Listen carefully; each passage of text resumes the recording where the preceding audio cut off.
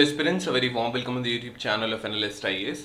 तो recently there was an article in The Hindu and also ये topic काफ़ी ज़्यादा न्यूज़ में है सर्कुलर इकोनॉमी को लेकर के। तो इसके बारे में एक जो हम पहले मॉडल यूज़ करते थे टेक मेक डिस्पोज, या इसको एक लीनियर मॉडल भी कहा जाता है, इससे कैसे हम सर्कुलर इकोनॉमी में आएंगे, इंडिया के ऐसे कौन कौन से इनिशिएटिव्स हैं, उसके बाद इसमें शिफ्ट जो हो रहा है वो कैसे होगा, बिकॉज G20 प्रेसिडेंसी में भी इस पे फोकस अच्छा खासा है। सो हम इसके बारे में थोड़ा डिटेल में डिस्कस कर लेंगे and at last we will be discussing our today's prelims and the mains practice question. So let's start.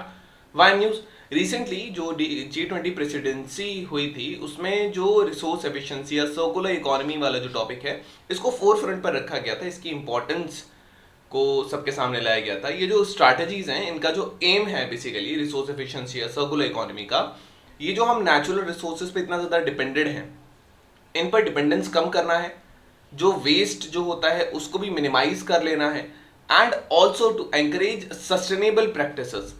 Now what is the take make dispose model? So take make dispose model एक linear economic model होता है जिसमें product एक तरफ से produce होता है, then at the consumer and ये यूज होता है एंड देन वेस्ट हो जाता है। This is a linear economic model. ये ट्रेडिशनल और लीनियर अप्रोच थी कंजम्पशन प्रोडक्शन से लेकर कंजम्पशन तक के लिए।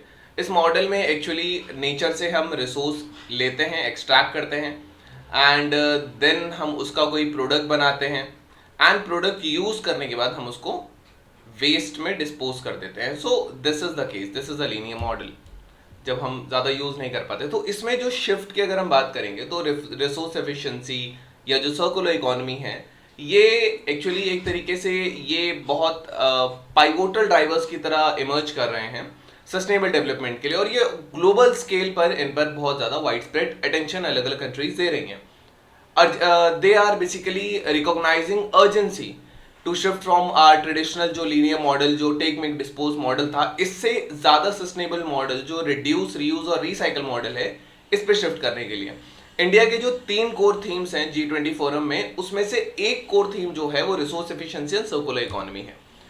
करंटली अगर हम देखें तो हमारी जो सोसाइटी है वो टेक मेक डिस्पोज मॉडल को फॉलो करती है, जहां पे हम रिसोर्सेज को एक्सट्रैक्ट करते हैं, प्रोडक्ट बनाते हैं, यूज करते हैं और उनको फेंक देते हैं।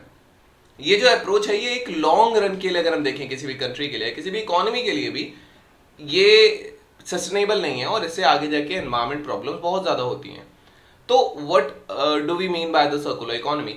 सर्कुलर इकोनॉमी मतलब जो रिसोर्स होता है उसकी एफिशिएंसी को मैक्सिमम यूज कर लेना होता है और जो वेस्टेज हो रही है उसको हम मिनिमम करते जाएं by promoting the reuse, recycling, regeneration, reducing. So these are the things. ये एक लीनियर जो ट्रेडिशनल इकोनॉमी थी उससे लेकर के हम एक्सट्रैक्टेड, प्रोसेस्ड, यूज और डिस्पोज ऑफ वेस्ट इस तरफ हम निकलते हैं। नाउ अगर हम एक मेजर डिफरेंस देखें, so this is the linear economy where resource is extracted, we produce it, we distribute it to the consumers will consume them and ultimately they'll put it into the wastage or the dump yards. Now the thing is circular economy says that whenever we produce something then हम इस production को जब distribute करेंगे market में, market के बाद इसको consumption कर लेंगे, कंजम्पशन के बाद ऐसा हो कि हम इसको रिड्यूस, रीयूज, रिसाइकिल कर सकें। लेटर ऑन जब ये रिसाइकिल हो जाए रिसाइकलिंग सेक्टर में, अगेन जो वेस्टेज हो वो मिनिमल हो जाए और अगेन हम उसका किसी ना किसी तरीके से यूज कर सके। जैसे कि हमने कल एक एग्जांपल देखा था, स्टील स्लैग का हमने एग्जांपल देखा था। स्टील स्लैग जनरली प्रोड्यूस होता था एंड यहाँ वेस्ट हो जाता था, बट फ्रॉम हियर हम स्टील स्लैग को वापस से रोड रिपेयरिंग में यूज कर सकते हैं। तो यहाँ पे एक तरीके से जो है उसका यूटिलाइजेशन प्रॉपर हो जाएगा और उसका जो वेस्टेज है वो मिनिमम हो जाएगा। This is the concept basically. So India की 4 प्रायोरिटी एरियाज हैं सर्कुलर इकोनॉमी में। वो 4 प्रायोरिटी एरियाज आप देख लीजिए। फर्स्ट ऑफ ऑल सर्कुलैरिटी है स्टील सेक्टर में। स्टील प्रोडक्शन अगर हम ओवर ग्लोब का देखें तो ग्लोबल में जो 7% जो ग्लोबल एनर्जी सेक्टर है, जो एमिशंस जो होते हैं वो स्टील प्रोडक्शन के लिए होते हैं। तो अगर हम एक सर्कुलर मॉडल अडॉप्ट करते हैं तो वो इन एनर्जी सेक्टर के जो एमिशंस हैं, इसकी जो रिक्वायरमेंट है उसको हम कम कर सकते हैं। जैसे जैसे स्टील का डिमांड राइज कर रहा है, स्पेशली जो इकोनॉमी ग्रो कर रही है जैसे कि इंडिया में, तो ये बहुत ज़्यादा ज़रूरी है कि हम एफिशिएंटली इसको यूज़ करें वेस्टेज को अवॉइड करने के लिए। Then the second is the extended producer responsibility. I have made a whole video on this, you can go through the channel, आपको ईमेल जाएगा, you can search it. Then waste management, लगभग इसमें 20,000 producer, importers, brand owners को register किया गया है India के जो ईपीआर फ्रेमवर्क है उसके अंडर, एंड लगभग लगभग 3.07 मिलियन टन वेस्ट इसमें मैनेज किया जा रहा है। ये एक्चुअली कॉन्सेप्ट है जिसमें हम जो उसका रिसाइकलिंग किया, जो वेस्टेज की रिस्पॉन्सिबिलिटी है वो कंज्यूमर पर नहीं देते हैं लेकिन प्रोड्यूसर पर दे देते हैं हम उसकी रिस्पॉन्सिबिलिटी को। तो प्रोड्यूसर की जिम्मेदारी हो जाती है कि उसने जो प्रोडक्ट बनाया है उसको इस तरीके से बनाया जाए कि उसका प्रॉपर रिसाइकलिंग हो सके या एक वो प्रॉपर वेस्टेज सिस्टम में जा सके। सो ये एक्सटेंडेड प्रोड्यूसर रिस्पॉन्सिबिलिटी हो जाती है। EPR basically it also promotes the growth of recycling infrastructure in the country, और एक वेस्ट का स्ट्रीमलाइन कलेक्शन सिस्टम होगा क्योंकि जिम्मेदारी जो हो जाती है वो प्रोड्यूसर की हो जाती है, कंज्यूमर की नहीं। So if you want to read detail about it, you will find the video on the channel. Then circular bioeconomy is the third focus. Now circular bioeconomy G20 countries ने 1970 से लेकर के अब तक 2.5 टाइम्स ज्यादा bio waste increase इन्होंने देखा है। नाउ अल्टरनेटिव रिसोर्सेज की अगर हम बात करेंगे तो इंडिया बायो वेस्ट को रॉ मटेरियल की तरह यूज करती है एंड बायो इथेनॉल बनाती है।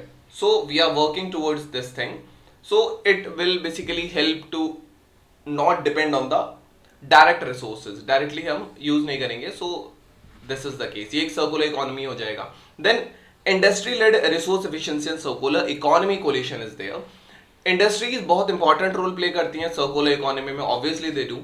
इसमें बेसिकली फोकस आप देखेंगे तो टेक्नोलॉजिकल कोलैबोरेशन पे होगा या फाइनेंस मोबिलाइजेशन पे होगा, इन्हीं चीज की ज्यादा जरूरत पड़ती है।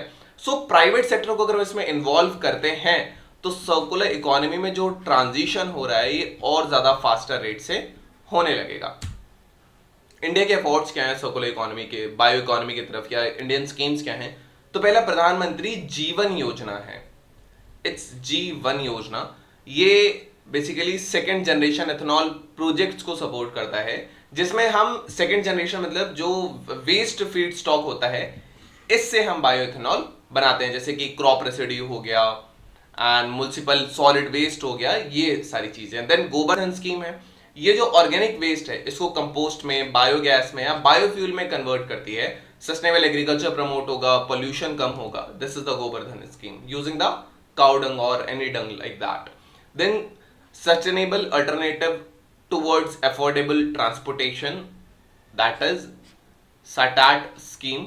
ये जो हम कंप्रेस्ड बायोगैस का ये यूज को प्रमोट करती है कि इसको हम as a alternative green transportation fuel use करें। बायो एनर्जी सेक्टर को ये एड करती है और moreover infrastructure development as well. So this is it, these were the schemes. Now we have our today's prelims practice question. This question came in the year 2019. So as per the solid waste management rule 2016 in India, which one of the following statements is correct? Waste generator has to segregate waste into 5 categories. The rules are applicable to notified urban local bodies, notified towns and all industrial townships only. Then the rules provide for exact and elaborate criteria for identification of sites for landfills and waste processing facilities. It is mandatory on the part of the waste generator that the waste generated in one district cannot be moved out on the other district. So you can type the answer in the comment section, they'll let you know if it's correct or not.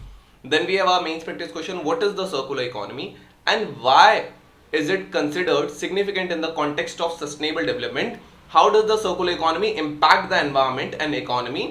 What are some major challenges and transitioning to a circular economy and what strategies can be adopted to overcome these challenges, and also the way forward towards a more circular economy and sustainable future for the globe or for the India. This question can come like this. So this was all about today's video and session. I hope you understood it. Thank you. Have a nice day and stay tuned with Analyst IAS for your better preparation.